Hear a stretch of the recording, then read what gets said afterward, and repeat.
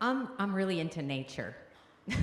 Sisters know that. Everything in nature teaches us something about our interior landscape, everything. So scientists, this is my newest craze. Scientists have discovered that in the forest, trees are connected underground through their root system and through this fungal network called mycorrhizae. They call it the Wood Wide Web. I am not kidding you. Look it up. It's called the Wood Wide Web. The trees communicate to each other through its root systems, through this system. So if a bug attacks the bark of a tree, its roots send out signals to the rest of the trees in their network to warn them of the danger, and those other trees can begin to protect themselves. Yes. It gets better. In the forest, there are mother trees, hub trees, but they call them mother trees. Now, not all old trees are mother trees, but some are. And these trees are connected to many, many, many other trees, smaller and younger trees, through this underground web.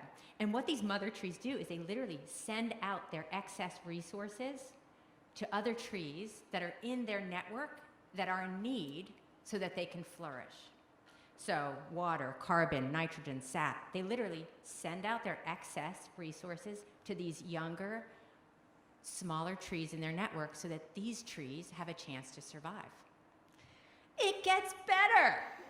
If these younger trees are growing faster than their roots, these mother trees actually lean over and block the sun to slow the growth of the younger trees so that their roots can actually go deep. Seriously, I was moved. These are trees. All of creation depends on mothers accepting the gifts and goodness of who they are. The whole world needs mothers, and spiritual mothers are so important today, more than ever, as maternal altruism is understood less and less, and its absence felt more and more even in physical maternity. Everyone on this planet is looking for someone with a love more pure than their own to love them. Everyone on this planet. And everyone is walking around starving and unaccompanied in their littleness. Everyone needs a mother. God entrusts the human person, the hearts of human persons, to women. St. Edith Stein reminds us the woman's soul is fashioned as a shelter in which other souls may unfold. The woman's soul is fashioned as a shelter in which other souls may unfold. Maternal love, taking into your heart each human person with whom you are entrusted and nourishing, guiding, allowing them space to unfold. This gift is yours, it's ours, it's the web of grace, and it's in you. Now, living this love does not mean that we're going to live it perfectly. Living it demands courage, precisely because we are weak and we may get hurt in the process. Joseph Pieper says of the virtue of fortitude that it presumes vulnerability. Without vulnerability, there's no possibility of fortitude. And then he says this, an angel cannot be courageous because it's not vulnerable. To be brave means to be ready to sustain a wound. To be brave means to be ready to sustain a wound. Since he is substantially vulnerable, the human being can be courageous. Maternal love takes courage. And you already are living your love so courageously. Every time you make room for another person, every time you go out of your way to let another know you're thinking of them, every time you intervene out of genuine concern, every time you encourage another in good, you're already living it. Don't we want this? The novelist Eudora Welty tells us all serious daring starts from within. All serious daring starts from within. I see this serious daring in the women who allow themselves to really see and delight in their children even after they're adults. We have this priest friend, he's in a religious community. So he goes back to visit his parents every year. And he recently told me about what happens when he shows up at his house. His mother opens the door and she says, "Stop. let me look at you. So he stands there awkwardly, being held in this loving gaze. But then she says, perfect.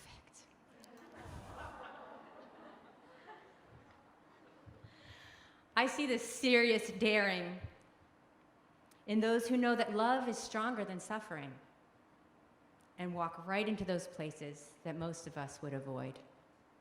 St. Mary Ann Cope, she went to Hawaii thinking she was there for 6 weeks to get her sister started in a new mission. She ended up spending the rest of her life at the leper colony in Molokai. What did she do when she got there? She began making beautiful dresses for the little girls. She began planting fragrant flowers outside of the houses where they lived so that they would at least smell something beautiful as their eyes lost their sight. You know that when she died, the people simply spelled out the word, in flowers, spelled out the word mother on her coffin. I see this serious daring in the women who are not afraid to reach out with mercy and trust to those who no longer trust in themselves. Dr. Bernard Nathanson was an OB/GYN doctor who was born into a secular Jewish family, but he called himself an agnostic for most of his life. He ran one of the largest abortion clinics in the country and was one of the founders of what is now known as NARAL Pro-Choice America. He was personally responsible for at least 63,000 abortions, including that of his own child.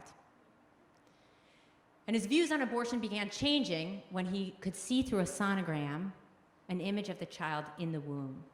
And gradually, he became a staunch advocate for life, speaking across the country. But he remained an agnostic and someone, as you can imagine, deeply pained by his past. Joan Andrews Bell is well known in the pro-life movement. She's been arrested over 200 times for her nonviolent protest at abortion clinics. Her whole life has been marked by this passion. And during one of her longer stints in jail, another pro-lifer, Chris Bell, brought her communion. They met in the presence of Jesus in jail and ended up getting married. Soon after, Joan became pregnant with their only biological child. And she did this awesome thing with her love. She asked Dr. Nathanson to be her doctor and the one to deliver her daughter into the world. Mercy. She, someone who cared about life more than anything, trusted this former abortionist with the life of her first child. A few years later, Bernard Nathanson asked Joan Andrews Bell to be his godmother as he was baptized in the Catholic Church. How much we need this daring maternal love. Father Wilfred Stinnison wrote, "The church has always been considered the great mother, mater ecclesia. But only when she is faithful to her feminine nature can the wavering and homeless find warmth and security in her embrace." I'm going to read that again.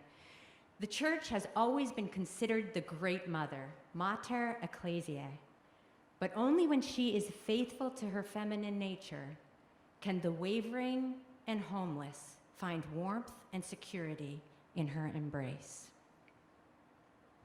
Sisters, the church on earth can only be faithful to her feminine nature if the women in the church are.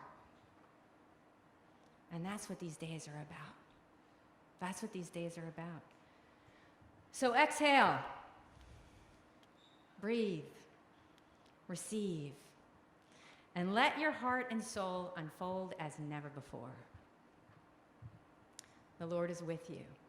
Receive the gift you are. You have found favor. Realize the gifts you've been given. Behold, the handmaid of the Lord. Respond with the gift that only you can give. As we conclude, let's entrust everything in our hearts into the hands of the Blessed Mother. And I want you to think for a second. Come, Holy Spirit. I want you to just let the Holy Spirit reveal to you. What did you bring in? What did you bring with you? What did you drag with you as you came here to give in? burdens, anxieties, fears, worries, regrets. What did you drag in here with you?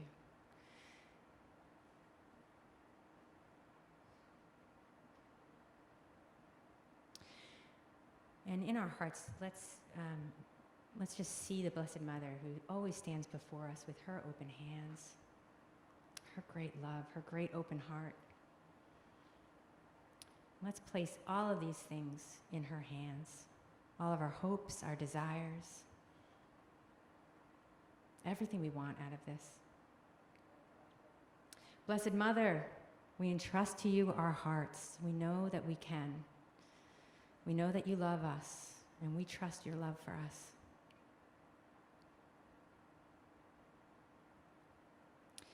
You are good to me, good to me. You are good to